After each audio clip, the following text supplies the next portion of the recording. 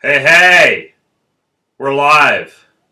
We're live. I can't even see the screen right now because I'm wearing my super duper sexy sunglasses. And I promised you that I would wear my sexiest pajamas as well.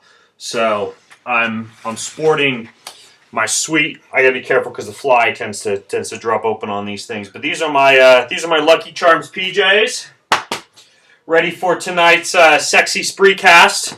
Seriously, my wife has a thing for leprechauns. She thinks these are just like the sexiest PJs ever. Not well, you could ask her about that. Anyways, I'm gonna take my sunglasses off because I have absolutely no freaking clue what's going on the screen right now because I can't see. All right, there we go. That's better. All right. So, we are going to talk about adrenals tonight. We're going to talk about sex. We're going to talk about libido. By the way, this is my Ben Greenfield Fitness hat that I'll be sporting tonight as well. And I've got a lot of your questions pulled up here. So, you guys asked some fantastic questions on the blog. And remember, one of the reasons that we're doing this whole darn thing is because this is the week that the Sexy Back Summit is going on, and the whole idea behind the Sexy Back Summit, which you can attend at tinyurl.com/sexybackben, is it's basically like this week-long free deal where there's videos every day that teach you how to do things like restore your adrenals, enhance your libido, improve your sex life. I've already seen a bunch of the videos and some of the presenters that are in there, and it's rock solid stuff. Pun intended. So I would highly recommend that you check that out. Honestly, what I do when I do a summit like this is I'll join the summit, I'll go in, I'll watch the videos that I can for that day. If I get to the end of the summit and I haven't seen all the videos, sometimes I will, because they will try and get you to like buy access to more videos at the end of the summit. FYI, I think that's how they make money off it. But basically, you can watch the videos for free all day long the day that the videos come out. So, that being said, let's go ahead and jump right in to what you guys want to know about sex, hormones, libido, etc. Now, because this is a live spreecast, you can ask your questions. Why do I have my headphones on? You can ask your questions on the screen, and I'll put you on the screen. You can ask your questions via video if you'd like. And I will also start by reading off all the fantastic questions that you guys left on the blog. Now, if you are listening into the post-recording or watching the post-recording of this, then you can always leave your follow-up comments wherever this video or audio winds up. So let's just start right off the bat with a question from Jason. And Jason says, is there any way to know whether your testosterone is low without having to take an expensive blood test? And by the way, before I jump into Jason's question, can you all hear me okay? Just want to check here because I'll maybe amp up the mic just a little bit.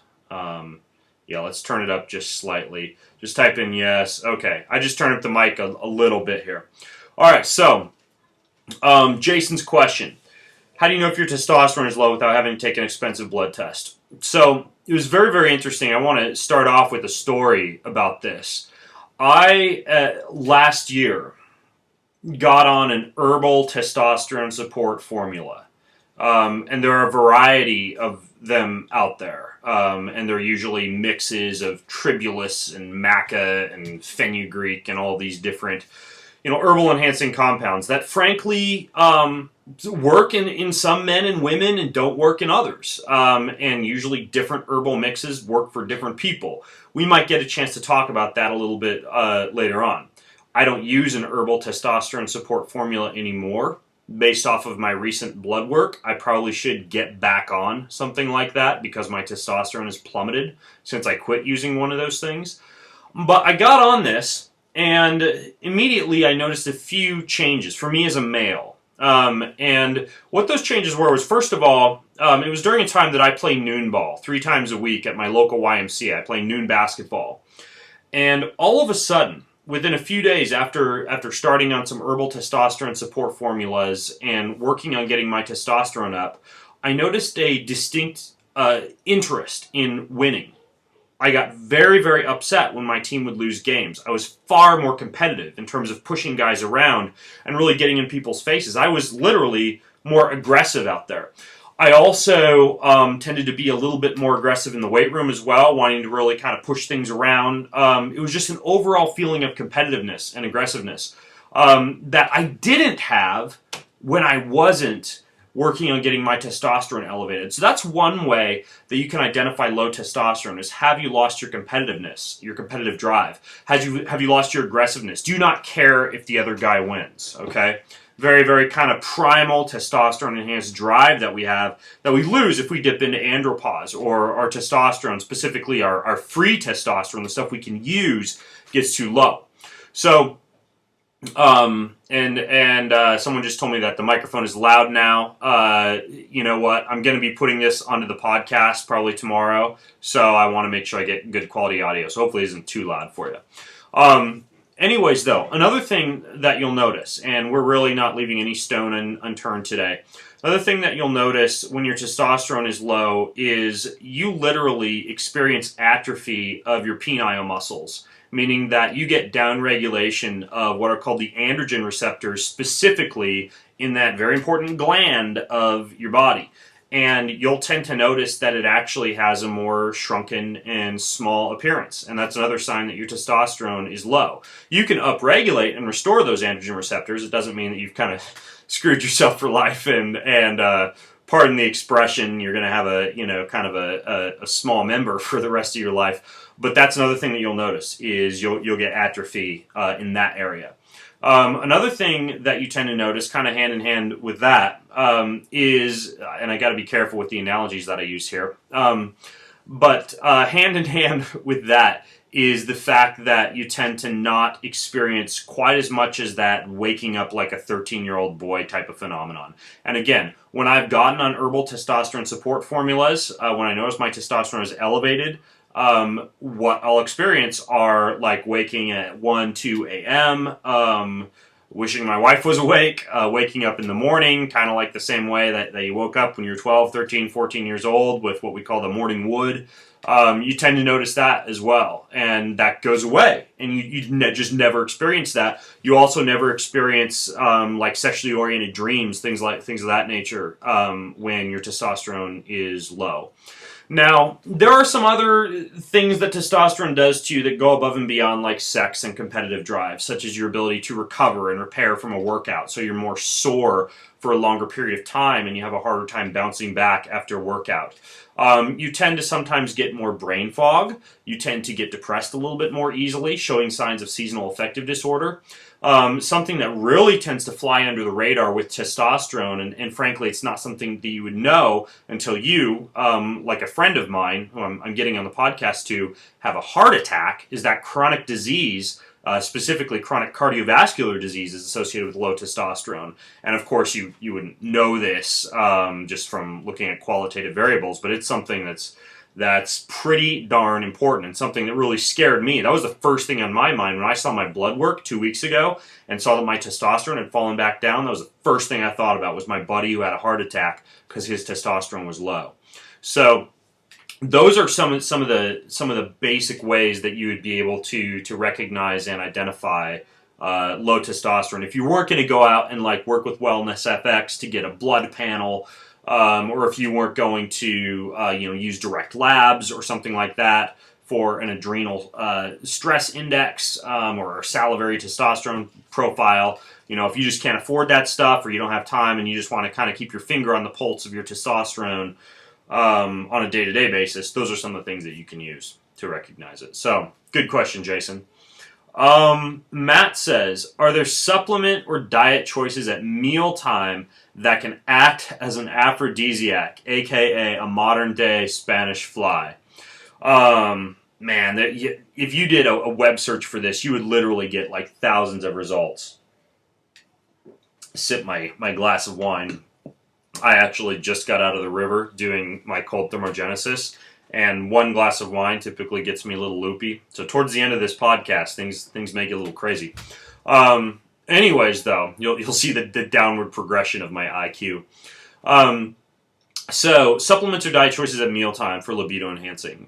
First of all, let me say that above all, more than anything else, nothing beats the high amounts of zinc that you're going to get from something like shellfish. You know, doing the whole oyster, crab, lobster, clam type of thing. All of those type of things certainly are proven libido enhancers.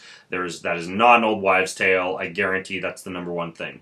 And that's because of the zinc that you're going to find in those. Now, there are also things that are going to enhance nitric oxide formation. Probably the biggest two that you're going to find out there in literature are watermelon and chocolate. And you don't need much of this stuff. We're talking about like a quarter to a half piece of dark chocolate, slice of watermelon. That stuff really enhances nitric oxide formation. Arugula is another compound that really enhances nitric oxide. If you watched my Sexy Time Shake video, that was something that I put into there. There are some other things that you can use about 2 to 3 hours prior to sex that you would mix, for example, in like a glass of water, and preferably consume with a higher fat meal. A couple of those, one would be like a raw pollen extract. Another one would be a pine pollen extract. You can get either of those in like basic supplement form off like Amazon.com, for example. Another thing that you would use, or that you could use, would be like red wine. That's a vasodilator we used to use during bodybuilding to, again, enhance nitric oxide, enhance the veins that stand out, and all of this stuff can also travel, to the groin in both guys and girls, and enhance orgasm and enhance sexual experience and blood flow. Those are some of the diet choices. Pollen is a little bit more of a supplement, I guess, as well as Chinese adaptogenic herbs. That would be another thing you could use with a high-fat meal, specifically like cordyceps or cordygen, rhodiola, some of the components of like that Tianqi, Chinese adaptogenic herb complex that I recommend. Any of that stuff can work. As far as a lot of those like herbal supplements that I talked about, those also can have a pretty darn good effect. The fenugreek, maca root, tribulus, what are some other ones? Mucuna. What are a couple of supplements out there? And I'm going to be talking about these in this coming Friday's blog post, where I talk about kind of my personal plan for getting my testosterone levels back up. Renew Male is one blend that's really good. So that'd be one option. Another blend that's really good is called Aggressive Strength by Michael Mailer. That's another good one. Another blend is D-aspartic acid, which you can get off Amazon in powdered form. About 3 grams of that, or about a teaspoon of that per day, is good too. The drawback to that one is that it can give you man boobs if you use it too much. So generally you want to mix that with what's called an aromatase inhibitor, so you don't get a lot of that testosterone getting converted into estrogens. And an example of an aromatase inhibitor would be like Chrysin is one, Chrysin. Another one is Myomin, Myomin. Both of those are pretty potent in their ability to keep testosterone from getting converted into excessive estrogens. Also, another thing that works really well are any of these supplements that you get to give you a pump at the gym, like nitric oxide or NO Explode. I don't like a lot of the artificial sweeteners in that, but if you can find a nitric oxide precursor that doesn't have those in it, that's good. There's a company called Millennium Sports. I believe it's at millenniumsports.net. And they make a supplement called Citravol, which is a citrulline precursor. They make another one called Nitroceps, which is a nitric oxide precursor. And either of those, consumed about 30 to 60 minutes prior to sex with a carbohydrate, such as watermelon or dark chocolate or wine or something like that, can also work really well. Last thing, and this is kind of fringe. I will admit that when I travel to Asia, I do buy this stuff and bring some home for the occasional long nightly stint. But that would be basically like any of those generic versions of Viagra that tend to be a little less expensive than Viagra. Carmagra is a perfect example. If you haven't used Viagra before, it actually is a pretty cool thing. Especially for men, and that's another one that you can use. Little bit tougher on your liver, so be careful with overusing that one. But every now and again, using something like that, whatever, for an anniversary or a special night or something like that, where you just want to go for a long time. That stuff's pretty potent, and you pretty much can just go until whenever you feel like stopping, basically, if you pop one of those. So. Those are pretty interesting as well. So like Carmagra, I think it's Karmagra. If you travel to Asia, you can get 10 pills of that for like $20-$30. You can also buy it online from any of these kind of dubious online pharmaceutical companies like World Pharma, .org or something like that, and that's another way to do it. You're just going to pay a lot of money. And Jordan, who's in the chat room right now, just piped in and gave a very good tip. He said 20 minutes after a very cold shower and some saturated fat, and your libido will be a roaring lion. And that's certainly, and you don't even have to do it 20 minutes before. Like when I do cold thermogenesis, like for example, about 20 minutes ago, I went swimming in the river, and I swam for about 40 minutes. It was around 46 degrees Fahrenheit. Part of that was for cold thermogenesis. Part of it is because tomorrow morning I leave for a week, and frankly, tonight I plan on getting it on, and that will actually help quite a bit with that experience in terms of just like the overall strength of libido. So cold thermogenesis, absolutely, Jordan. That's a good one as well. Let's see. Trevor says, what advice would you give someone that wants to get off monthly testosterone treatments and on to more natural remedies to help with low testosterone levels and getting the boom back in the bedroom? Trevor, I've already mentioned some of the stuff, like, for example, Renew Male or The Aggressive Strength by Mike Mailer, as well as like Chinese adaptogenic herbs. Those help quite a bit as well. One of the things that you got to understand is that if you are a man specifically, and I feel like this information is really getting skewed towards guys, girls, if you're listening in or watching, don't worry. We'll address some topics for women as well. But if you're on testosterone and you get off testosterone, it's going to be a good 4 to 6 months where you're feeling really crappy. It takes a long time to get your libido back. I have a client who I work with who was literally on something that he called the Pecker Pack, and he was taking, he was doing everything like zinc, boron, testosterone precursors, everything, and was still just feeling like crap after weeks and weeks and weeks, because it takes a while for you to start to upregulate your own endogenous production of testosterone after you stop taking a testosterone replacement hormone that's replacing the testosterone that you're on. So that's why I'm not a huge fan of like compounded hormone replacement therapy with testosterone, unless your quality of life is just super duper low and your testosterone is so suppressed that you're at increased risk of heart disease, that type of thing. That's where that choice will probably do you more benefit than harm. But you got to understand, first of all, that no matter what you do to get your testosterone back up after you quit using something like a hormone or an injection or a patch or a cream, it's going to be a little bit of a long road. So anyways, as far as some other treatments that could help you if you get off a testosterone patch, in addition to the stuff that I've already mentioned, boron is one. And there was a guest post that was done by the folks from examine.com, which is a great website for researching supplements and whether or not they're efficacious.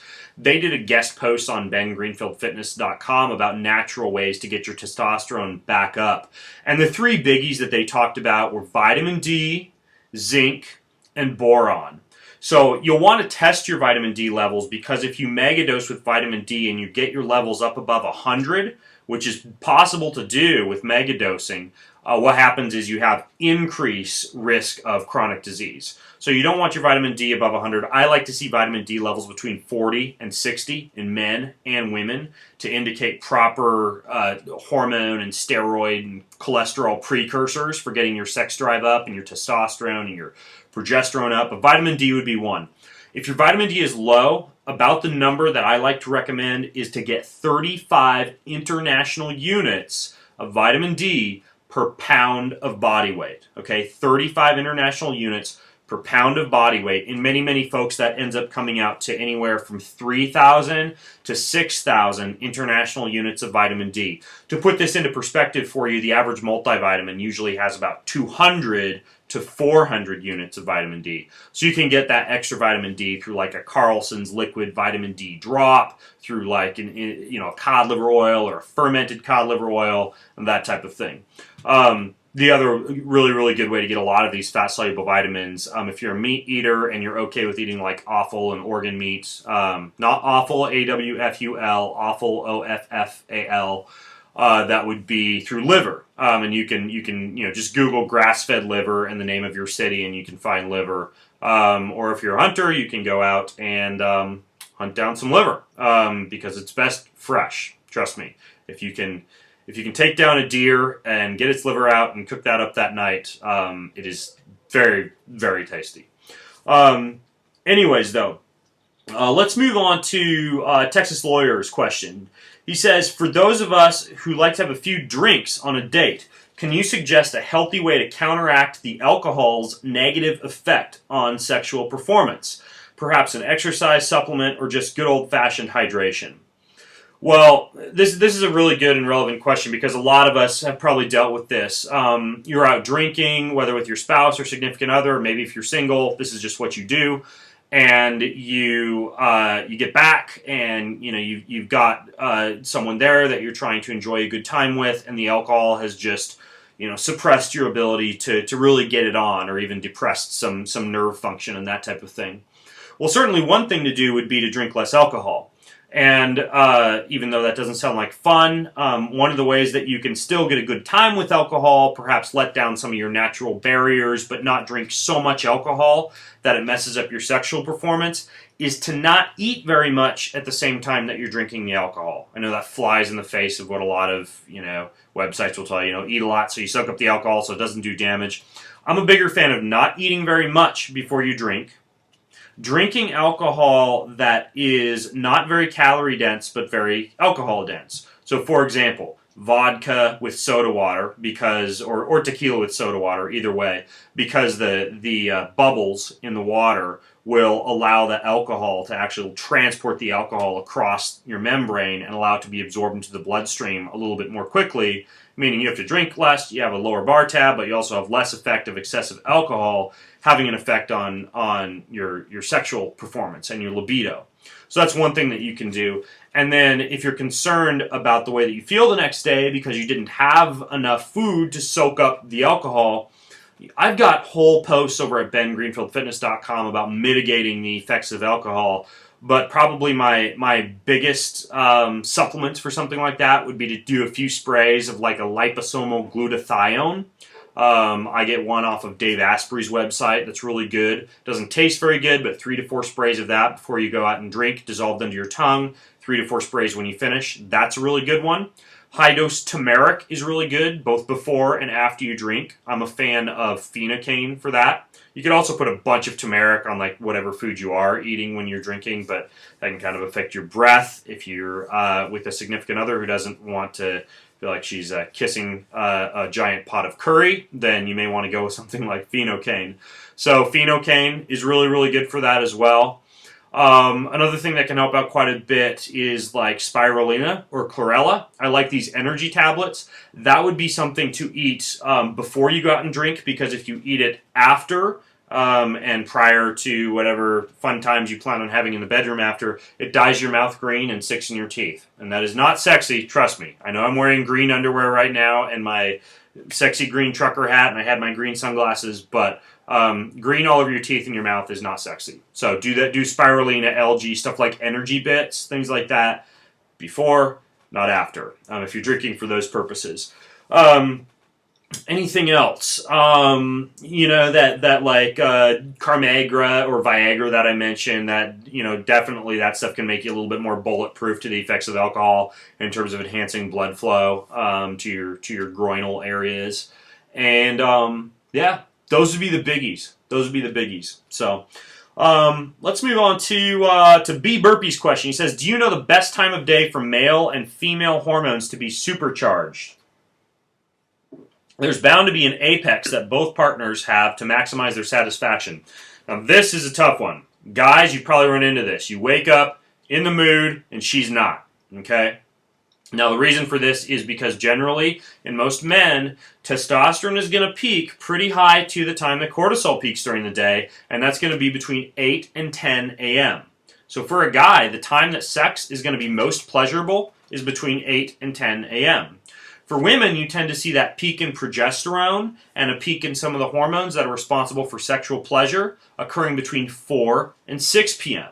So there's obviously kind of a awkward time differential there, and it's one of those things where you can identify the times that don't work well. Okay, so 5 a.m. doesn't work very well, as anyone who's tried to have sex at 5 a.m. probably knows. The other time that doesn't work well is when your body starts to churn out melatonin, because melatonin is going to suppress, it's going to put you in rest and digest mode, basically. It's going to suppress some of these natural, sexual drives that we have. And generally, that's going to start right around 9:30, 10 p.m. and, go on up through midnight, 2 a.m. So that's not really an ideal time either. I mean, if that's the only time that you can get it on, then, that's better than nothing. But ultimately, sometime between 9 a.m. and 6 p.m. is ideal. In other words, like quickies during the day are really, in terms of pleasure, the best time to get it on. And that's what I found from personal experience. I've talked to many other people who have discovered the same thing. Waiting until the end of the day or just trying to get it on very first thing in the morning, generally not the best time for both partners. But if you can manage to sneak away somehow and get it on, during the working bank hours, that's the time to do it. If you really want to maximize the effect. Here's a good one. Mother Nurturing says, is there any credence to abstaining before a big race/game/event? So research has looked into this, and research has clearly proven that there are no detrimental performance effects of having sex the night before or in the few hours preceding a big race or a game or an event, like having sex the night before an Ironman triathlon or something like that. Unless you think that is going to have an effect on you. And if you have those thoughts, that's where you get the placebo effect, where if you think it's going to hurt performance, it will. Understand that there's nothing to show that it's going to hurt performance at all. And as a matter of fact, having an orgasm, whether it's a self-induced orgasm or whether it's one that you get on with a partner, has been shown to actually improve mental focus in cognitive performance tests. So what this means is that, if you need more focus, if you need to be more in the alpha zone when you're competing, it may actually help. Now, I think the reason that the idea behind sex not being good prior to an event has come about is because the idea is that when you orgasm, you lose some of your lifeblood, some of your power, some of that goes out from you, and it's better to have that bottled up while you're performing, so that you can just lay it all out when you're out there racing or competing or fighting or whatever. Unfortunately, so many studies have looked into this, and they haven't found that to be true. Now, obviously, some of the studies may have been flawed; they may not have been controlled very well. Now, I want to shift this also to kind of an N=1 type of thing. I've personally found that I tend to get more complacent, more sleepy, more kind of ho-hum, that whole oxytocin, relaxed type of feel, like damned if I do, damned if I don't type of thing after I have sex, and sometimes that stays with me all through the next day. So I'm happy clappy and everything, but sometimes it's better to be a little bit pent-up aggressive before you go out and do an event. So I'm personally kind of a bigger fan of not before a game or a race or event, but that's me. And again, different strokes, haha, for different folks. So there you go. All right, Susan says, Oh boy, this is going to be a fun one. Can you explain the connection between your adrenals, your thyroid, your liver, and your gut? Wow. Okay. So this stuff is all very interrelated, and here's why. Your adrenal glands churn out all these adrenocorticosteroids, cortisol being one of the main ones, and your adrenal glands need a certain amount of precursors in order to be able to do that. They need vitamin D, and they need cholesterol, and all that kind of stuff. So if you have beat up adrenal glands and you are overtraining and using too many of these hormonal precursors, you're not able to produce cortisol and a lot of your adrenal corticosteroids, and you tend to be more adrenally exhausted and more in a state of adrenal fatigue. Now, especially in women and to an extent in men as well, we can also look at the liver.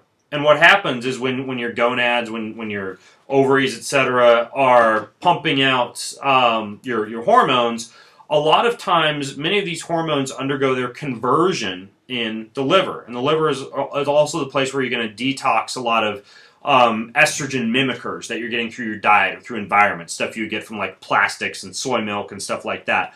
So if your liver isn't working very well, if you've beat up your liver from excess pharmaceutical consumption or alcohol consumption or just living an unhealthy lifestyle, getting exposed to lots of toxins, pollutants, etc., even if your glands, like your gonads and your ovaries, are pumping out adequate hormones, a lot of times they're not getting converted into their active form, or a lot of times they're getting outcompeted by some hormones that are coming in from your environment. So that's where the liver comes into play. Where the thyroid comes into play is that if you have way too much cortisol that's being produced, what happens is the thyroid receptors on your cells aren't as sensitive to thyroid. So your pituitary gland has to churn out way more TSH, and it's churning out way more TSH to make more T3, which would technically get converted into T4 and uptaken by the cells to increase your metabolism, but that doesn't happen because you got excess cortisol. And in my case, that's something I'm dealing with right now. I just had my blood work tested. I've got very high cortisol. I'm following up with some thyroid tests through WellnessFX to make sure this is the case, but I highly suspect that the issue is due to hypercortisolism causing a downregulation of thyroid. However, there's also another thing that you got to take into consideration here, the fourth component that Susan asked about, and that's your gut. Not only does your gut churn out a lot of the neurotransmitters that are going to allow your brain to send signals to your ovaries, to your testicles, to your kidneys, etc. So if you've got an unhealthy gut, you're not going to produce the neurotransmitters that are necessary for hormone formation. But there is a condition called small intestine bacterial overgrowth. Small intestine bacterial overgrowth is an imbalance of bacteria in your digestive tract. That's usually due to something like, it can be related to a parasite infection, it can be related to overconsumption of carbohydrates. Typically, it goes hand in hand with things like irritable bowel syndrome, gas, bloating, etc. But a lot of times, hand in hand with this, you tend to see a downregulation of your thyroid.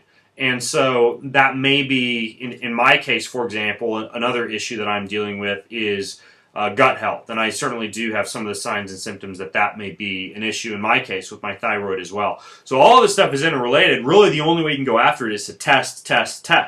So, like, I have to do a hydrogen breath test for small intestinal bacterial overgrowth. I have to do a test to follow up from the high TSH to see what my T3, what my T4 is at, what's called my reverse T3, my thyroid antibodies. So all these, you really don't know unless you go out and you do the tests. So, but that's kind of the overview of how all this stuff is interrelated. So I hope that helps. Mike is telling me to put on a shirt. Mike, sorry. I promised I was going to wear my sexy time pajamas, and those do not involve a shirt. You may have come in after the fact that I showed my Lucky Charms pajamas, but yeah. Anyways, Mike, this is for you.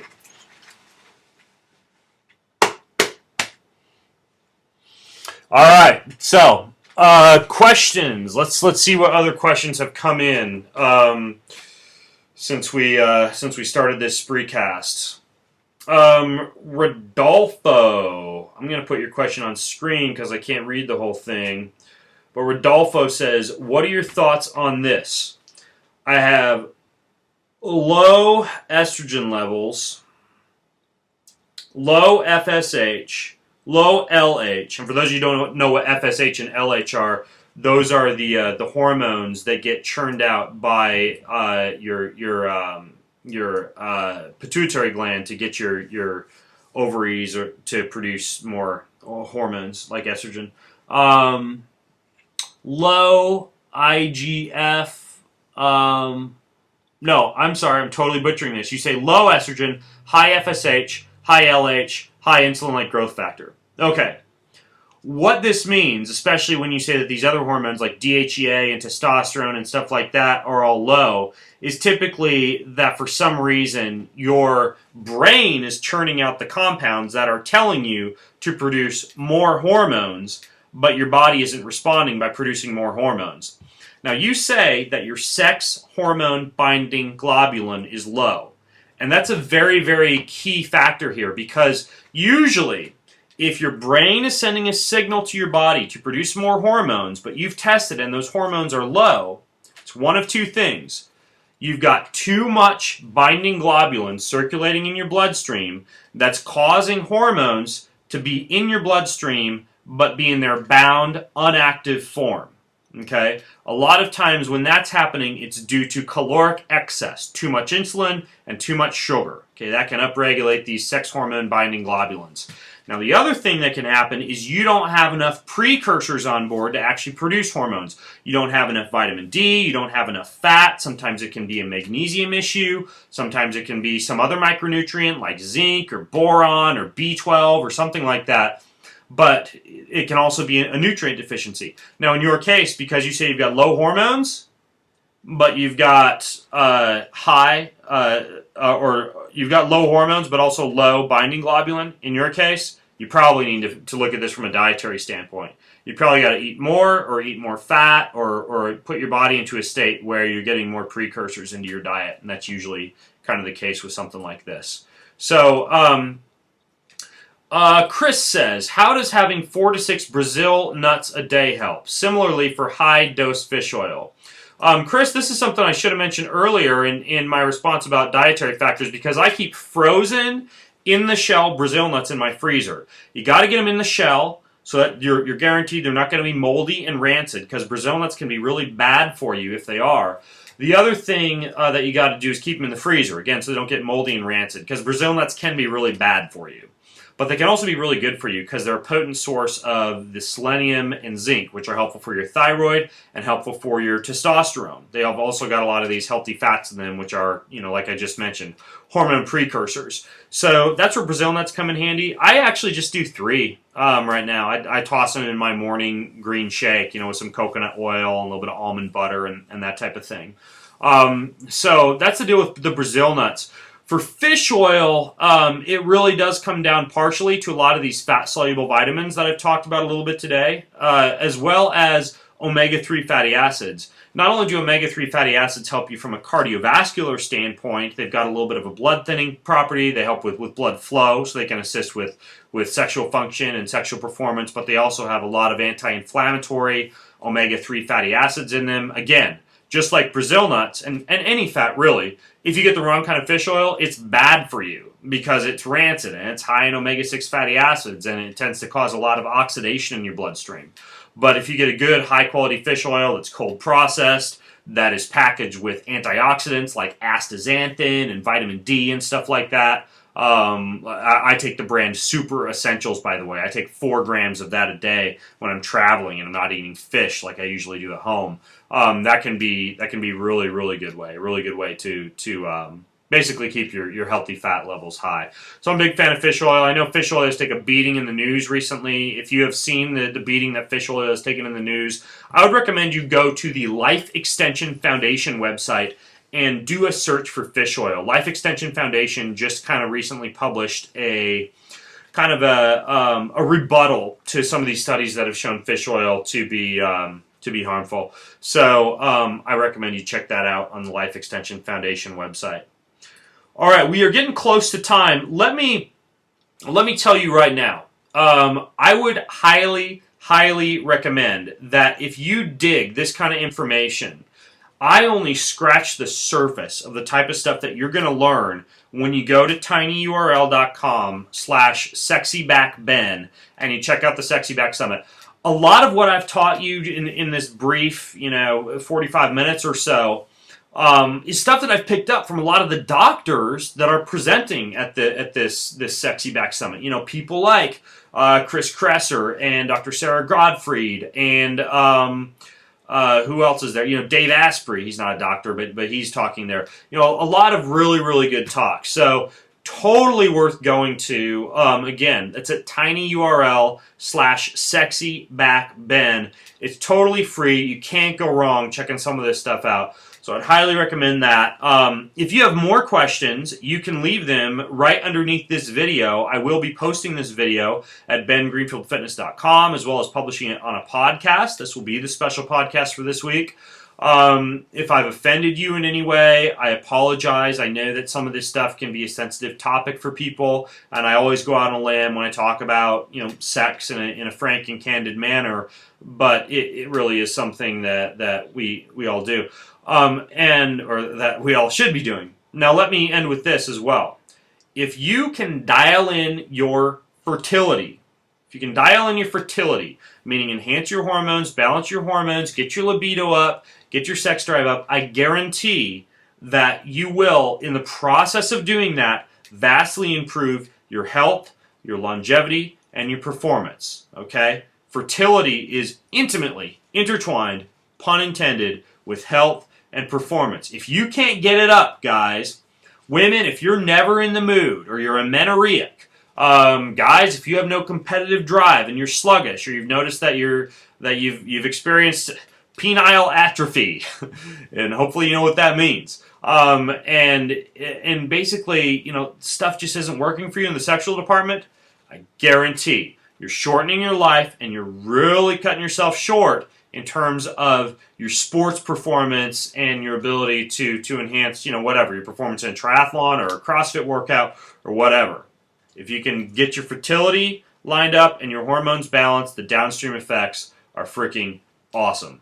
All right, you guys, thank you so much for watching. Thank you for attending. I'm going to go ahead and end this precast. And again, go to bengreenfieldfitness.com to leave your questions. And don't forget to go to tinyurl.com/sexybackben.